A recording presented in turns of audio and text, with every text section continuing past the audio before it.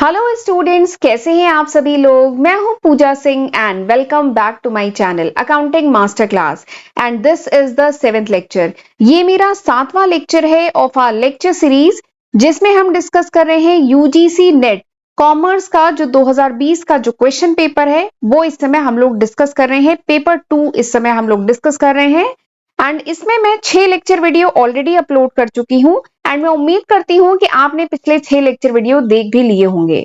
But नहीं देखे तो कोई बात नहीं, इस लेक्चर के बाद जरूर उन वीडियोस को भी रेफर करिएगा।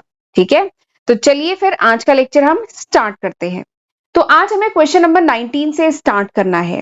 क्वेश्चन नंबर 18 तक हम पिछले लेक्चर वीडियो में डिस्कस कर चुके हैं, आज हम 19 से स्टार्ट करेंगे। तो क्वेश्चन नंबर 19 क्या है कि which one of the following is not the major direct selling company in India. आपको बताना है कि इसमें से कौन सी डायरेक्ट सेलिंग कंपनी नहीं है। ठीक है, क्वेश्चन समझ में आया। आपको बताना है कि इसमें से कौन सी डायरेक्ट सेलिंग कंपनी नहीं है। ठीक, तो इसके लिए आपको समझना होगा कि व्हाट इज डायरेक्ट सेलिंग। आपको समझना होगा कि ये डायरेक्ट सेलिंग होता क्या है, डायरेक्ट सेलिंग कंपनी क्या है, फिर उसका एग्जाम्पल की हम बात करेंगे। ठीक है, ऑप्शन एक बार आपको बता देती हूँ। ऑप्शन क्या है, eureka Forbes, Modi care and Amway India enterprises, Hindustan Unilever limited. तो ये 4 ऑप्शन आपको दिए गए हैं। तो आपको सबसे पहले ये समझना होगा कि डायरेक्ट सेलिंग होती क्या है। तो डायरेक्ट सेलिंग बेसिकली क्या है, it is a business model. Direct selling जो है एक बिजनेस मॉडल है जिसमें क्या होता है, नाम क्या है, डायरेक्ट सेलिंग। तो डायरेक्ट सेलिंग एक बिजनेस मॉडल है जिसमें क्या होता है, जो भी पार्टी होती है it buys the product directly from the company. जो पार्टी होती है वो कंपनी से डायरेक्टली प्रोडक्ट खरीदती है and sell it to customer, customer को बेचती है। तो that is called direct selling. ठीक है, तो डायरेक्ट सेलिंग क्या है, डायरेक्ट सेलिंग एक बिजनेस मॉडल है जिसमें कंपनी जो होती है, कंपनी क्या, पार्टी कह लीजिए, नॉट कंपनी, जो पार्टी होती है वो कंपनी से डायरेक्टली प्रोडक्ट खरीदती है एंड सेलर को बेच एंड कस्टमर को बेचती है। तो that is called direct selling. ठीक है, ये क्या है, this is a single level marketing.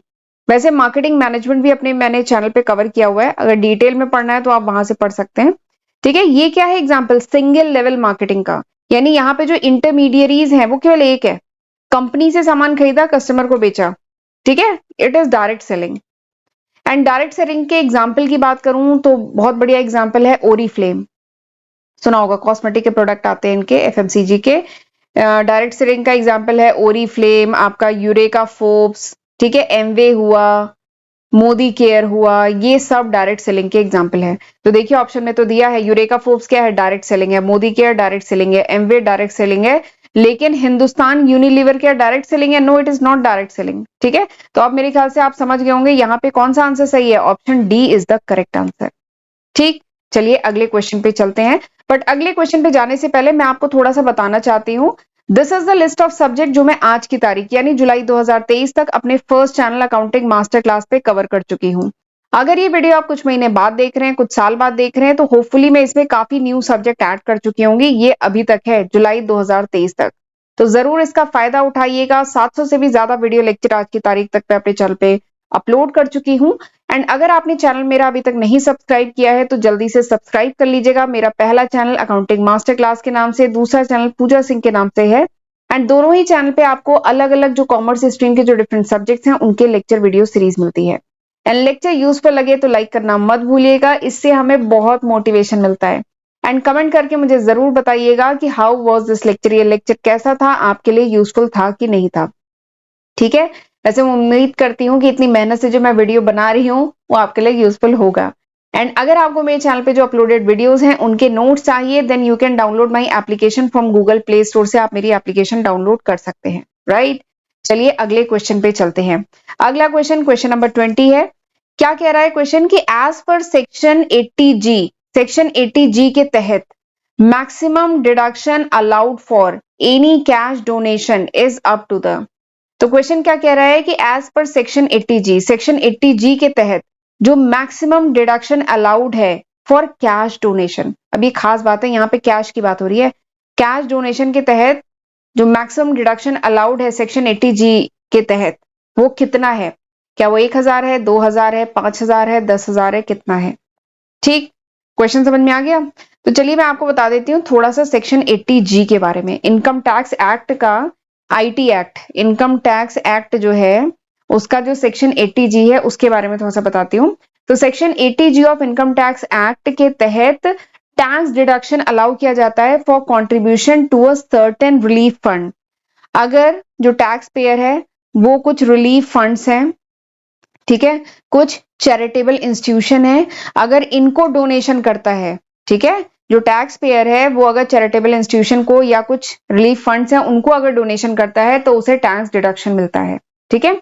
और एक बात और है, ये जो डोनेशन है only to the prescribe relief fund, कुछ इनकम टैक्स एक्ट में बताए गए हैं कौन कौन से फंड को अगर आप देंगे डोनेशन तो आपको डिडक्शन मिलेगा, जिसमें आपका आता है पीएम ड्रॉट, ड्रॉट मतलब सूखा अगर पड़ गया, ड्रॉट रिलीफ फंड, ठीक है, अगर आप इसमें डोनेशन करते हैं। ऐसे इंदिरा गांधी का भी एक है कि Indira Gandhi memorial, memorial trust है, ठीक है, ऐसे कई कुछ रिलीफ फंड है, इसमें अगर डोनेशन करते हैं then you will get the tax deduction.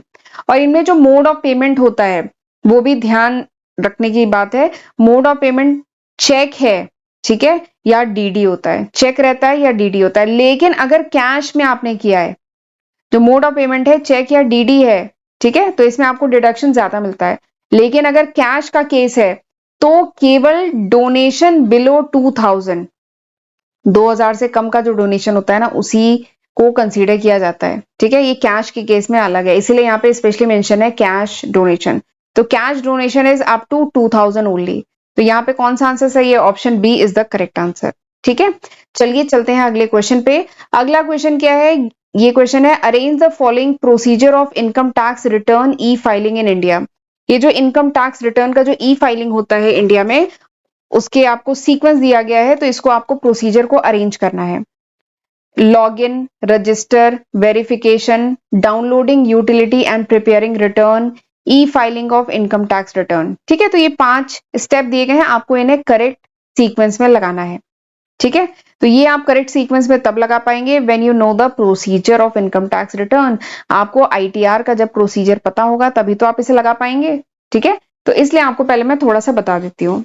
तो जो टैक्स पेयर हैं they can file ITR online, जो टैक्स पेयर हैं वो आईटीआर को ऑनलाइन भी फाइल कर सकते हैं थ्रू ई फाइलिंग। ई फाइलिंग के तहत ऑनलाइन भी फाइल होता है, ऑनलाइन ही फाइल होता है इवन, ठीक है। इंडिपेंडेंट टैक्स, इंडिपेंडेंट पोर्टल है, ठीक है, जो इनकम टैक्स डिपार्टमेंट ने ई फाइलिंग के लिए, इनकम टैक्स आईटीआर फाइल करने के लिए, ई फाइल करने के लिए there is an independent portal, एक अलग सा पोर्टल, अलग सी वेबसाइट है जिसपे आप ई फाइलिंग कर सकते हैं, ठीक। अब इसका प्रोसीजर क्या है? और इवन अगर कुछ टीडीएस कटा है और अगर क्लेम कुछ बनता है तो क्लेम भी रिफंड ले सकते हैं, ठीक है।